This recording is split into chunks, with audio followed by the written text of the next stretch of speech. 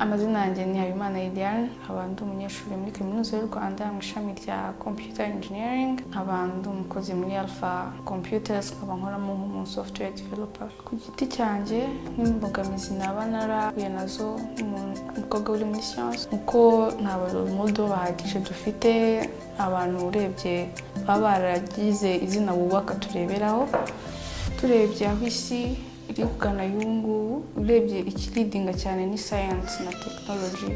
So I think yuko nk'umuntu warabyize, ndumva ugira uruhare runini cyane kuba wateza igihugu cyawe imbere nawe ubwo ukiteza imbere. Tutibagiyeho cyane cyane nkatwe abakobwa, muri iyi minsi hari opportunities menshi kubiga science, kuba natwe twabasha kuba twakwiteza imbere cyangwa no kugira uruhare mu zamuka ry'igihugu cyacu.